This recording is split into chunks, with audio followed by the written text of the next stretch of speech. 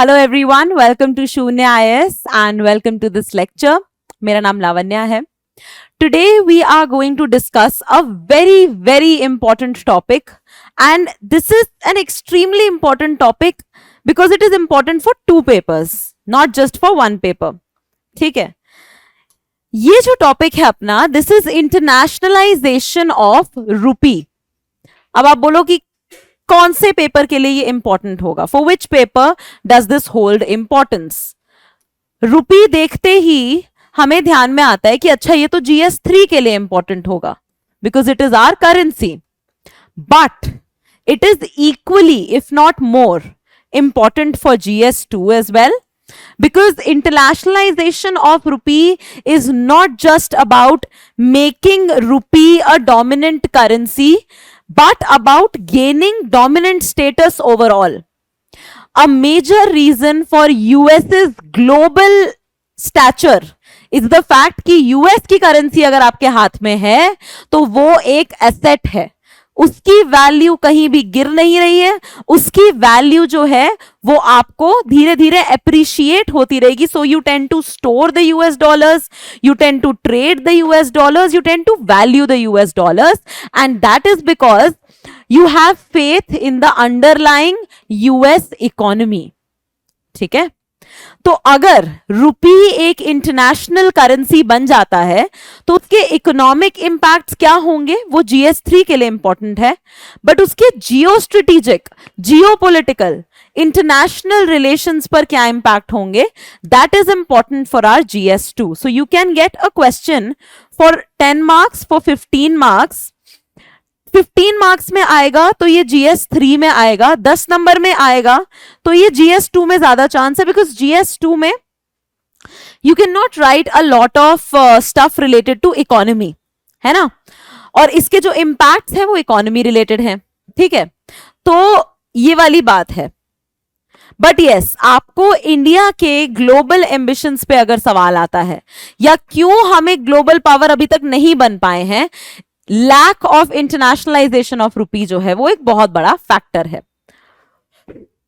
Historical background लेते हैं. देखो, आज अगर आपके हाथ में US डॉलर है तो उसकी कोई वैल्यू है ना, डॉलर है तो उसकी वैल्यू है. इंडियन करेंसी के साथ भी एक जमाने में ऐसा हुआ करता था, और वो एक जमाना ही था. In the Gulf region, it is not just after LPG, liberalization, privatization, globalization, that people from India have started going to the Gulf. People have been going to the Gulf since forever. We have had civilizational ties.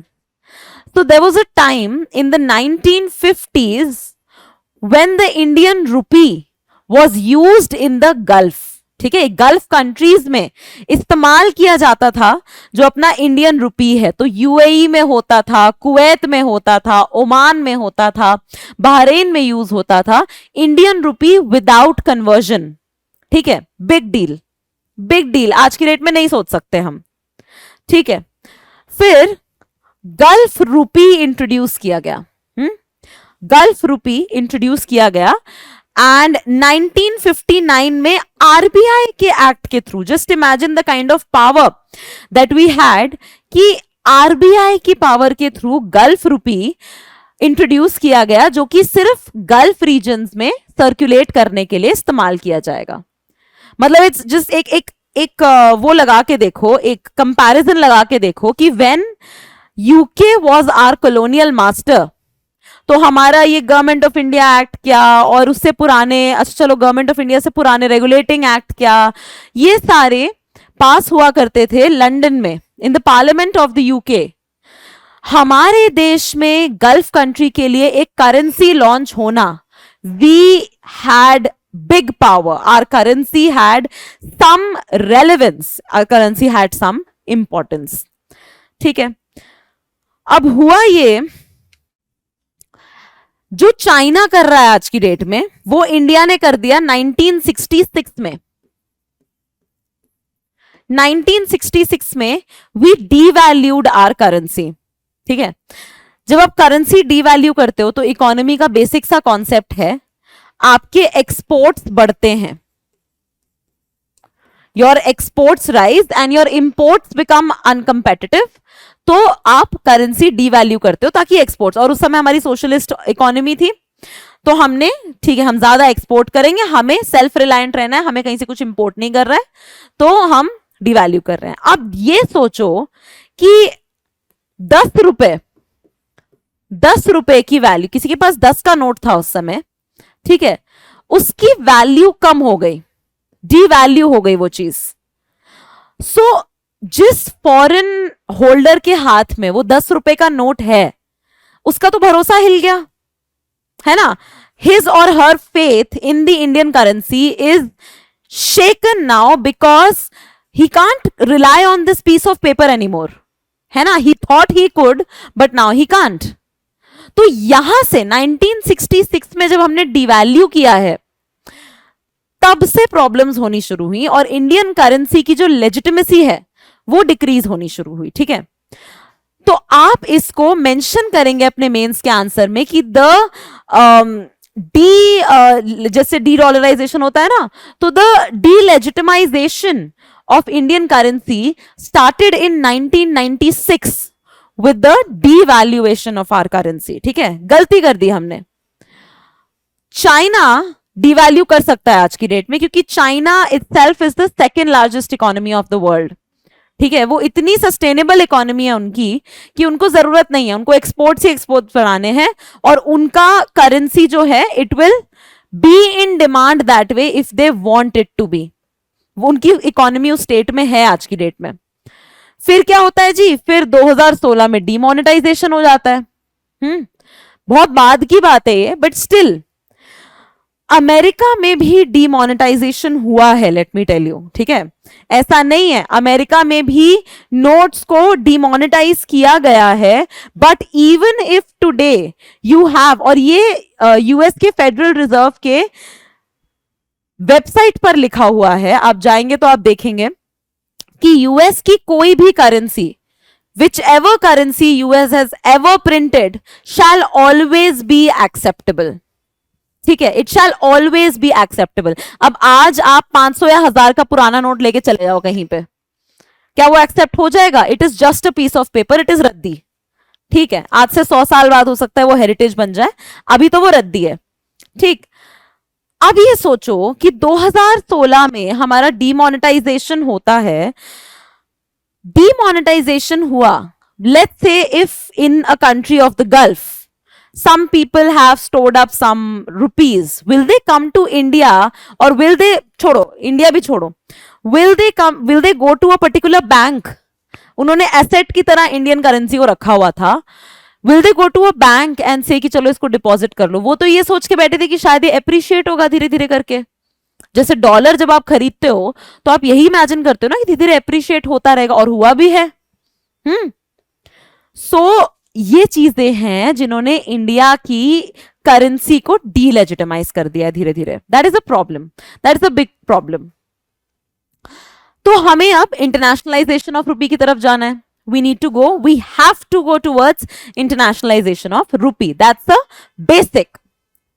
सो इससे होगा क्या, benefits क्या होंगे?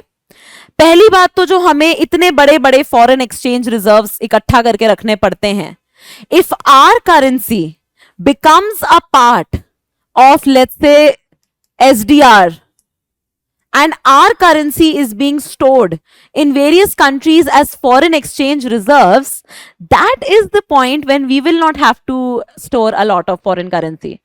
US is not the largest holder of foreign currency, it's the largest economy, but it doesn't need to hold foreign currency, it holds gold, and gold is a proper physical asset, ठीक है।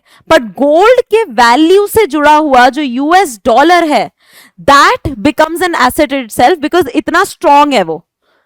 सबसे ज्यादा इस दुनिया में foreign currency reserves है China के पास, ठीक है।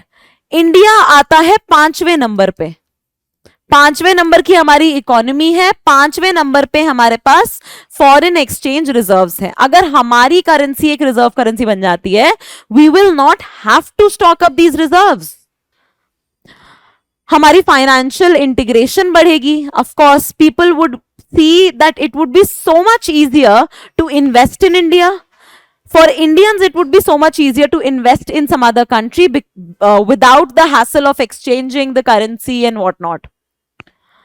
Then करेंसी वैल्यू भी अप्रिशिएट होती है, बिकॉज डिमांड सप्लाई का बेसिक रूल है कि जिसकी डिमांड ज्यादा होगी, as the demand increases, other factors remaining constant, even the price of the commodity increases.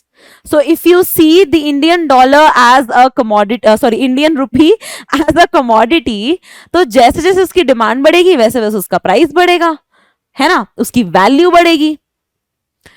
और वैल्यू हमेशा value is just a perceived value. Bitcoin की एक टाइम पे बहुत ज्यादा वैल्यू थी, today is highly devalued as compare to the earlier times. ठीक है, तो वही बात है. Then improved monetary policy effectiveness. Whatever steps the RBI takes, it will directly impact Indians. There would be no need to exchange or calculate or depend upon the strength of the dollar. ठीक है, फिर क्या होगा? इसके अलावा geo economic and geo political.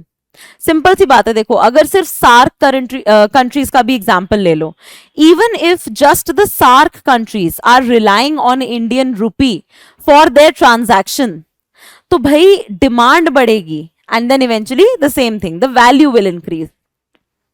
Regional influence हमारा बढ़ेगा उससे, है ना, रीजनल इन्फ्लुएंस बढ़ेगा, इंटरनेशनल फोरम में इन्फ्लुएंस बढ़ेगा. Once our currency, let's say इस दुनिया के 100 देशों में Indian rupee as it is accepted है. सो आप यहां से अफ्रीका के किसी देश में जा रहे हो, you are going to let's say Nigeria, and as it is you can use Indian rupee to pay over there. You don't have to exchange or anything. That means कि 100 countries of the world trust in the Indian rupee. 193 तो countries हैं अपनी. सो it will lead to increase influence in international forums. Then bargaining power बढ़ेगी. हम बोल सकते हैं ना कि भाई अब तो हमारी करेंसी भी इतनी स्ट्रांग है तो हमें भाई यूएनएससी की सीट दो. एवरीथिंग बॉइल्स डाउन, मतलब आप लोग भी सोचते होगे everything just boils down to the UNSC seat, but that is actually what it is sometimes.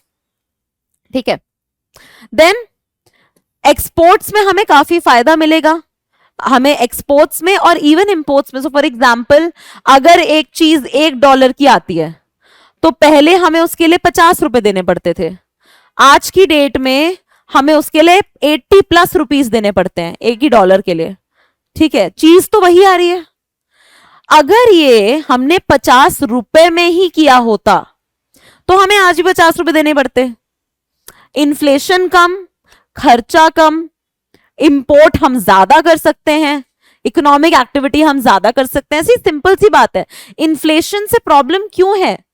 Because there is no point spending more on a good which does not have the value of that particular cost. आप एक चीज पे अगर 10,000 रुपए का खर्चा कर रहे हो और वो सेम चीज, फ्लाइट टिकट्स की बात कर लेते हैं, है ना, सर्च प्राइस के चक्कर में अगर आप 10,000 की टिकट ले रहे हो जो जनरल टाइम्स में 2,000 रुपए की आती है, तो you are not adding anything to the economy as such. No additional services is being created, बस आपकी जेब खाली हो रही है, right? So that is the thing. Exchange rate volatility कम होगी, है ना, ग्लोबल ट्रेड हमारा बढ़ेगा, एक्सपोर्ट्स हमारे कंपेटिटिव हो जाएंगे. It will be so much easier for the countries to trade with us. Transaction cost हमारी बहुत रिड्यूस हो जाएगी बिकॉज एक्सचेंज की जरूरत नहीं पड़ेगी. नेशनल इकोनॉमी, हम फाइनेंशियल सर्विसेज इंक्रीज कर सकते हैं, डेवलप कर सकते हैं, है ना. रिजर्व्स को हम डाइवर्सिफाई कर सकते हैं. See our currency would be a part of the reserve itself, so we can choose. हम जिस कंट्री को इंपॉर्टेंस देना चाहते हैं हम उस कंट्री के लिए वाउच करेंगे, हम उस कंट्री के रिजर्व्स अपने पास रखेंगे इफ वी वांट टू. अभी तो मजबूरी है डॉलर रखना, है ना. इन्वेस्टमेंट इंक्रीज होगा, फाइनेंशियल मार्केट की डेप्थ जो है वो इंक्रीज होगी, एंड डेफिसिट बजटिंग का भी सिनेरियो रहेगा. ठीक है,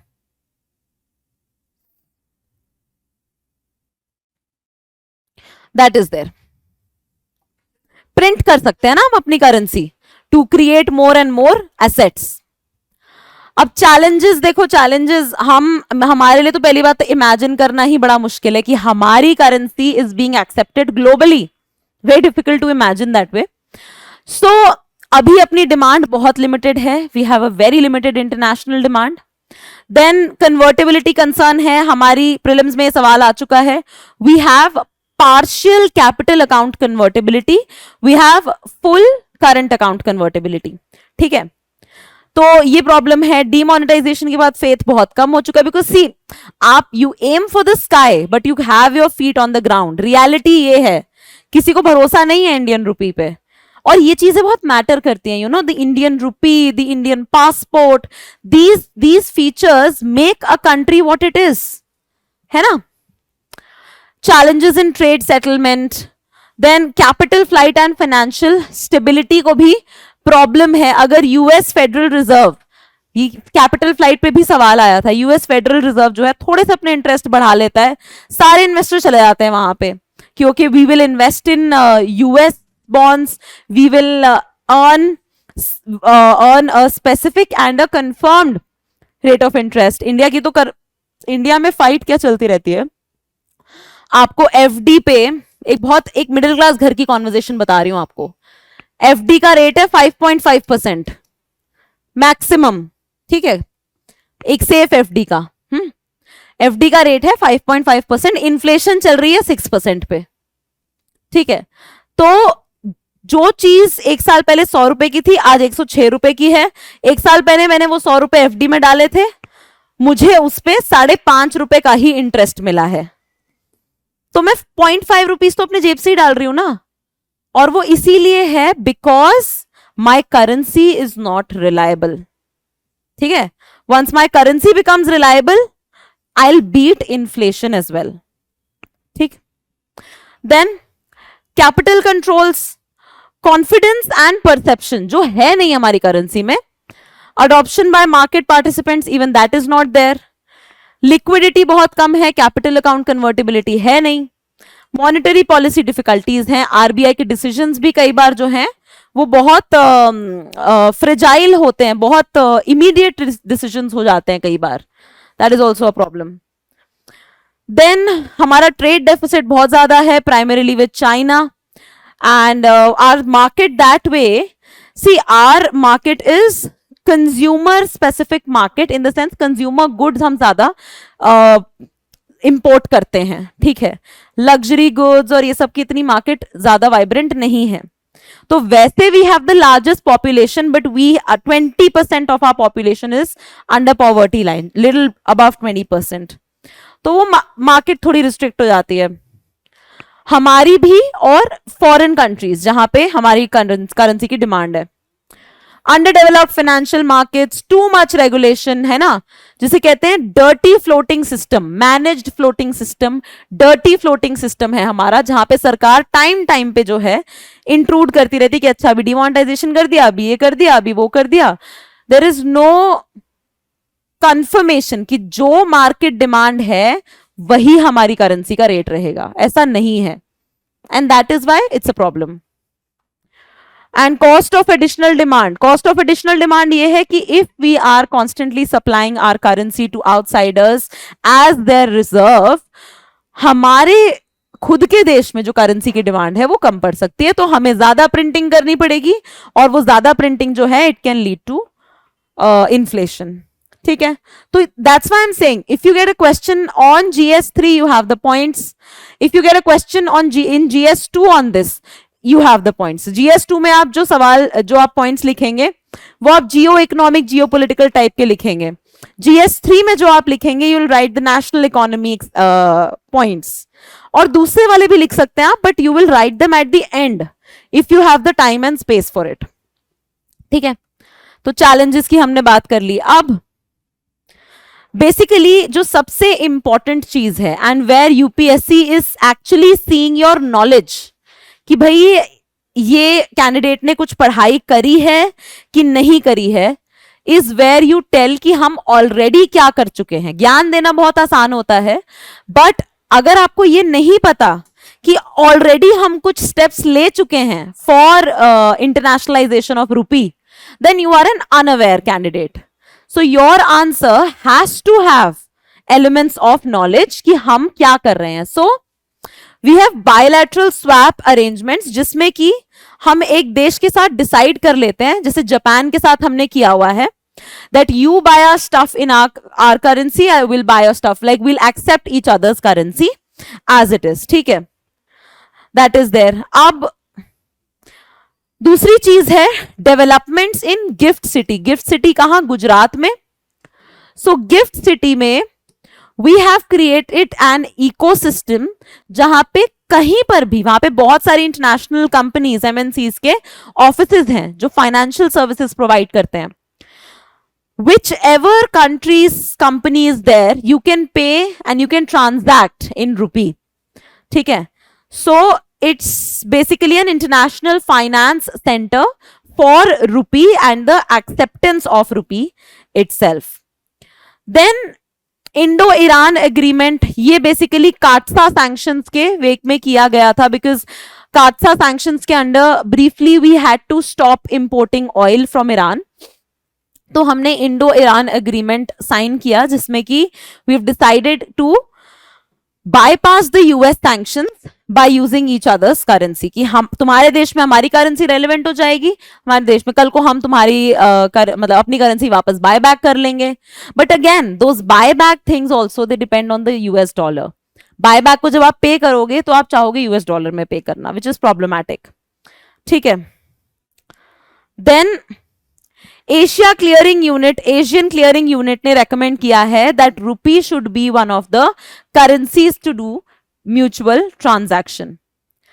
Then rupee is a designated foreign currency in Sri Lanka, and to be very honest, the acceptance of UPI, Unified Payment Interface, also helps in the acceptance and eventual acceptance of rupee. ठीक है. Use of Indian payment infrastructure like the UPI, ठीक है ना, and some other initiatives, जैसे RBI ने external commercial borrowings किए हैं, वो रुपी में किए हैं. So some small initiatives have been taken, but overall point यही है कि हम चीजें कर रहे हैं for internationalization of rupee.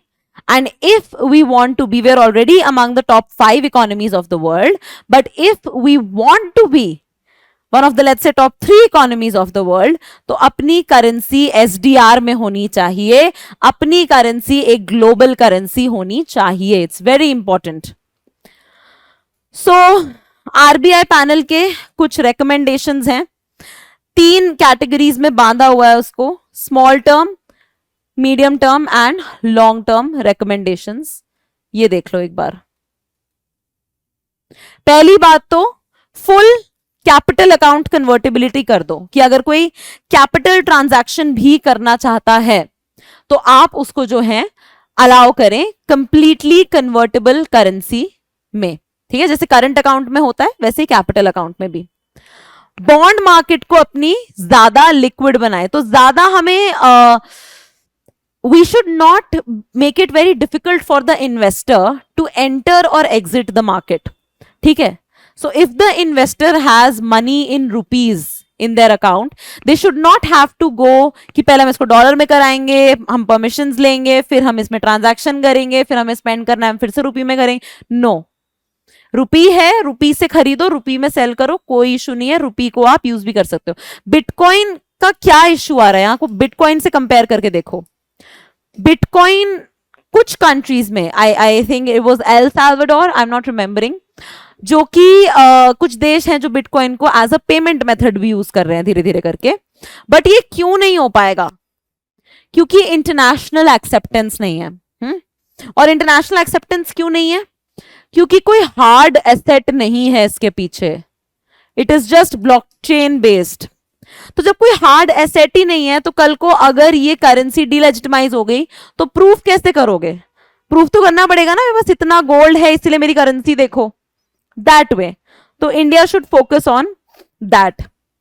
Then RTGS system को थोड़ा एक्सपैंड करना होगा. रियल टाइम ग्रॉस सेटलमेंट है, और ये जो है इंटरनेशनल ट्रांजैक्शन के लिए थोड़ा और स्ट्रीमलाइन करना होगा इसको. Then more currency swap agreements are required. चलो हम अभी अपनी करेंसी को एक ग्लोबल करेंसी नहीं बना सकते, एक रीजनल करेंसी तो बना सकते हैं, है ना. Bilaterally we can convince country by country by country, and that is what diplomacy is. कल को आप एम्बेसडर बनोगे, आप रिप्रेजेंटेटिव बनोगे एज एन आईएफएस ऑफिसर, तो आपको दूसरे कंट्री में जाके दूसरे कंट्री के फाइनेंस मिनिस्टर को या फिर सेंट्रल बैंक के गवर्नर को कन्विंस करना होगा that please trust in our currency, let's have a bilateral currency swap arrangement, and let's just give away the reliance on the dollar. Why not trust in each other's currency? These are the diplomatic skills that you need to develop. So I always say, आपकी तैयारी result के साथ खत्म नहीं होती है, आपकी तैयारी रिजल्ट के साथ शुरू होती है to be an officer. And ऐसा लग रहा होगा आपको कि लबासना में जाके जो है बहुत मजे आ जाते हैं और ये है वो है. There is a lot of study that you have to do, there are lot of assignments that you have to do. Of course it's an amazing place to be, but lot of study, lot of assignments, lot of rigorous training. So no rest that way, and no rest because you need to develop an officer like personality. So why not develop an officer like personality right now? जो भी issue है उसको अभी से उसका implication समझो कि मैं जब ऑफिसर बनूंगा या बनूंगी मुझे कहां ये इशू काम आने वाला है. Why am I studying this? Why is UPSC interested in this? तो ये जो फालतू के पॉलिटिकल इश्यूज है ना, इसको पढ़ना बंद कर दोगे, अपने आप ही पढ़ना बंद कर दोगे, because bureaucrat is not interested in that. ठीक है, SDR बास्केट में हमें इंक्लूड करवाना है.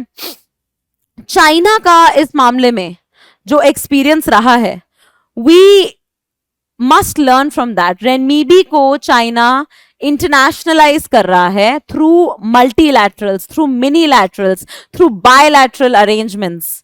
We need to learn from that. We need to learn a lot of things from China, but definitely this.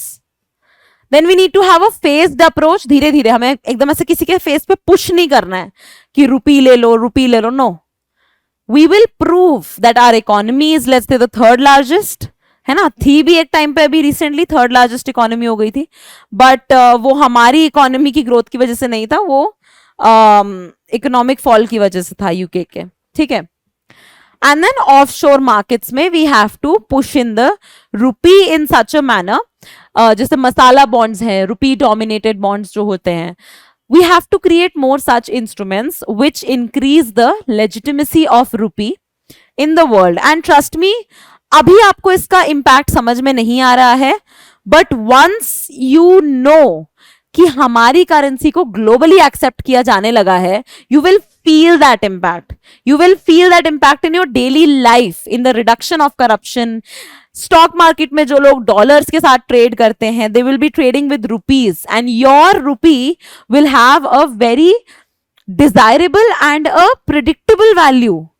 ठीक है, सो दैट इज देयर.